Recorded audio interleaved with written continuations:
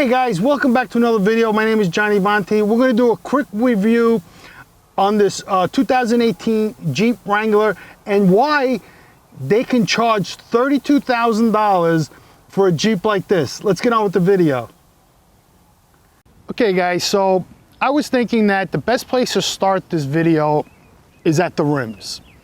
Because usually for $32,000, you get really nice rims.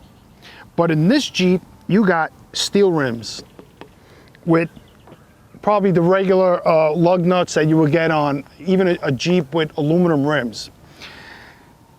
There's nothing wrong with steel rims. I mean, I prefer steel rims because if you do take this Jeep off-road and you happen to bend the rim, you could easily bend the rim back with a hammer. You know, just bang it back and you're gonna fix the rim. So not only that is, if you do hit the tire and it pushes down and hits the steel rim, you may only bend the rim without cracking the rim and ripping your tire. So steel rims are much safer, cheaper, and better than having aluminum rims, because aluminum rims are more expensive and they're prone to crack. Even though this is a big tire, this is a 245/75/17, which is a really good tire, and it's a Bridgestone. So they did put a good tire on here.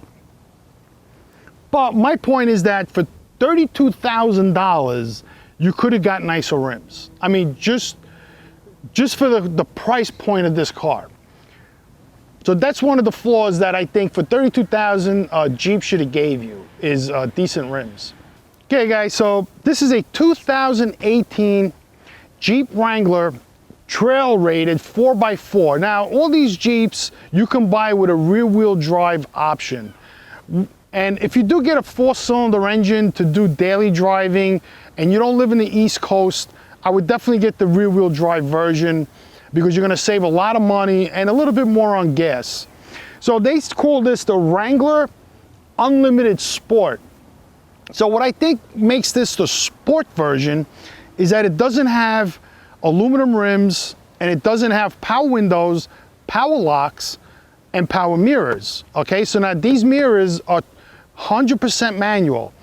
So what I think is that Jeep, for some reason, thought that people who in 2018 don't need power locks makes absolutely no sense, because this is a fun vehicle that you take your friends to the beach. You have a convertible top here, you bring it back, you're gonna bring your friends with you.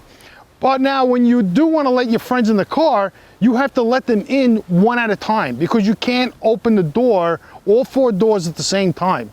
So the driver's side door, you have to open it with a key in all inclements of weather. In the summer, if it's raining out, you can't just like undo the door with a key fob. You have to literally run up to it, put the key in, and open the door. And let's say, for instance, it's really cold out and this is frozen. How the hell are you gonna get in your car? You gotta get some de-icer, de-ice it, or heat up your key with a lighter, put it in there, melt the ice, and maybe your car will open, maybe, depending where you live. If you live in Florida, you're never gonna have that problem. So let's say, for instance, you're out on a date with your girlfriend and you wanna let her in the car. It's gonna force you to be a gentleman, because you're gonna have to go around the passenger side, put the key in the car and open the door for her, and then you can close the door on her. Or you're gonna have to reach over and open the door manually with the button. Same thing goes with the rear passengers. If you're out with your friends and you wanna let them in the car, you can't. You have to literally come here, put your hand behind the seat, and find the lock and open it and open the door for them. That's how you gotta do it. Each and every seat that's in here. So this is a 5-passenger car. Okay, so here, for instance, if you have a child back here, the kid could easily open this up and open the door and fall out or jump out or whatever. His little brother's gonna push him out, you know, just for playing. They don't know, they're kids. That's why we have child safety locks. This car doesn't have that. You know, we really don't need power windows and power mirrors, but the minimal should be power locks. All right guys, so here's the key. It's a nice key, but there's no electronic buttons on it. There's no electronic devices on it. It's just a simple key. You press this button here, and there's your key. I mean, it's a modern day key, which is safety, so nobody could like really steal your car. But that's it. You know, that's it. No power locks, no power mirrors, nothing. No auto start, nothing in this $32,000 vehicle. So now let's say, for instance, you want to open up the back. You have to put the key in and then open it. There's no button here for you could easily close it like you do on the doors. You're gonna have to close it and put the key back in and lock it. Now, what's the problem with that, you say? It's a little bit of a, you know, of a hindrance, but you could forget. So let's say you have all your gear in here and somebody sees that you forgot to lock your door. They even just walk by and pull it to see if it's locked. They could just steal your stuff because it's unlocked and you made it easier for them to steal your gear. The other thing is if you do have your friends in the car and they forget to lock the car and somebody leaves their bag in there or something like that, you know, you can have somebody easily walk by, try to open the door and say, oh, the door's open. They have easy access to rifle through your whole car and steal your stuff. Okay guys, so we're here in the back of the vehicle. I mean, this is nice. They have the fenders that come out. It keeps the dirt and stuff when you're off-road, or even snow and ice and debris from the road hitting your car, and it protects your car all the way, and that's pretty good. Even in the front, it has that huge fender that comes out, and what that fender does is it technically protects your vehicle from any debris off-road or on-road, and that's good. A lot of cars should have a little bit wider fenders to protect the paint on your car. So the rear tail light is a typical rear tail light that Jeep puts on. It's not integrated, it sticks out, and it gives it that rough, rugged look, which I like. Everything is here, your backup light, your brake lights, your daytime running lights, everything is here. This is your turn signal. I'm not sure if that works, but one of the problems that I have is that Jeep put this cap on here that is exposed to the elements. So if you are in a parking lot and some kids are committing mischief, or they want to, they could actually come here and steal your cap and just rip it off, take your cap and put whatever they want inside your gas tank, which is not a good thing. So I recommend that anybody who owns a Jeep or anybody who owns a vehicle that the cap is exposed like that and it doesn't have a locking door, to go out and buy a locking cap with a key.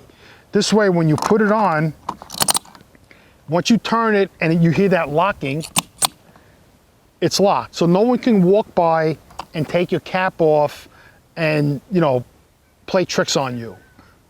So here we have the back tire. It's mounted to the back of the Jeep's door. The brake light is right here. You know, it's on a nice metal bracket, and it sticks out a pretty good distance, about 8 inches from the main bumper. So let's say, for instance, you wanted to put a rear hitch on here. What happens is that you have to clear with the hitch about 2 inches from the tire, because here you have the lock. So on the tongue weight of the car, you're gonna have to get an extension. So what that happens is when you put that extension on, it makes the rear bracket. Let's say you wanna put, like I have a bike rack that goes on my rear trailer hitch. I have a ski rack that goes on my rear trailer hitch. So if I'm going skiing, I have a rack specifically for skis that goes on the hitch. Skis are not that heavy, but the rack is heavy. But bikes, if you want to take 4 bikes, because this is a 4-passenger car, you're gonna have to put a rack, because you can't put it on the roof because you have a canvas type roof. So forget about putting anything on the roof. You have to get a rack, or you gotta get a trailer, a small trailer, and put all your bikes on there. Hey guys, so we're here in the front of the Jeep, and this is a part that I like. I mean, I do like this Jeep. I just don't like the fact that, I know I'm pushing the subject, that it doesn't have, you know, the minimum power locks, but let's talk about the front bumper. The front bumper is a pretty big bumper, and what's good about this bumper is you get this big ledge here so you can put a winch on here in case you go off-road and you need a winch. the famous front end of the Jeeps with the bubble eyes. You do get fog lights, which I think all cars should come with fog lights. You get these nice hooks here, so you could pull your friends out of the mud, or you know, if they're stuck somewhere, you could like put a hook on here, a strap, pull them out, or you know, they can hook up onto these 2 pins here, and they can pull you out of the mud. And that's what's good about it. And that's sort of the part of it being trail rated, that it has these 2 hooks, and it has a hook in the back. We'll see that later. And the front end is really nice. You know, it has these hood latches, and it's pretty good. And up here in the front, it has the, these are for the windshield washer jets. So let's take a quick look at the engine. Okay guys, so here we go. Let's take a quick look at the hood. So all you gotta do is, you got this one latch here, that comes off. You come over to the right side, or whatever you do, the left side, and that comes off. Now there's a latch in here you push. So this latch, another cost-cutting measure that Jeep took, or Chrysler, is to not put a handle here. So you literally have to put your finger on there, which leaves a lot of dirt on your hand. So I recommend to have gloves in the car if you're going out and you have to change your tire or put fluids. You should have some kind of gloves so you don't get your hands all full of grease if you are going out. The latch is right here to hold the hood up. And it's connected to this like plasticky piece here that is facing that way. And I think this could technically break if somebody doesn't know the Jeep well, that you got to push back and then bring it out, because somebody may try to pull it, and it's and the bracket is here, so you really can't pull on this because you're going to break that. And I don't think this is an easy fix to pull that out. Then you got to buy another one of these, and if they even sell them, that's another little thing that Jeep should have thought more about it.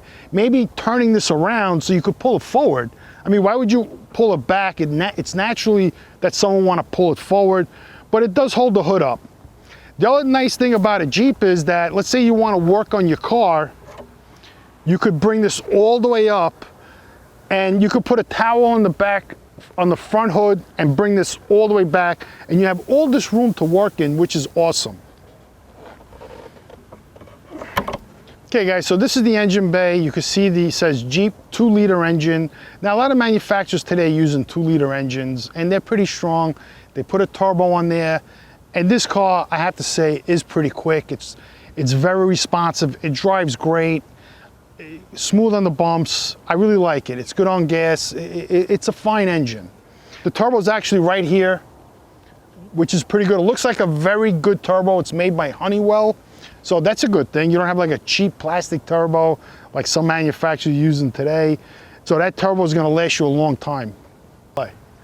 Okay, so now on either side, whichever side you do first, on this side you got to push down to lock it, because even if you put it, it doesn't fit, because that's pulling on that end. So you got to literally push down, put the latch on the piece here that's plastic. It's not even metal. So this is technically like a break point, and then lock it. It's simple. It's not hard to do. It's easy. So here's the mirror, and the reason why I'm talking about the mirror is just to show you, you know, the functions of the mirror. So now one of the problems that these mirrors have is that this mirror is strictly manual. You literally have to open the window and move this mirror around in order to adjust it to your liking. Same goes with the right side. The right side, you have to either have one of your passengers move the mirror for you, or you have to get out and move the mirror, get back in your car, check to see that the mirror is set right. So something like that is, to me, you know, power mirrors are probably the cheapest option you can put in a car, because the cheapest cars out there have power mirrors and power locks and power windows. I mean, that's standard equipment in today's models. So for Jeep charging someone $32,000 sticker price for a vehicle without power windows and locks, no child safety locks, and so on, it's pretty sad. You know what I mean? So I wouldn't really recommend buying any car today without power windows and locks and power mirrors. They could have at least gave you the little handles, because back in the day, like in the 70s, right? Even the 80s, they had little handles that had a wire that went and moved the mirror. But at least they had the one handle that moved the passenger side mirror. You know, so they let you put your hand out to move this mirror, but the right side was done with a little handle. But the mirrors are nice and big. You know, if you are towing something, you know, you'll be able to see what you're towing, your trailer. So these are nice big mirrors, and I like big mirrors. And it's good that Jeep put on these big square mirrors, and it makes the Jeep look good. And see you in the next video.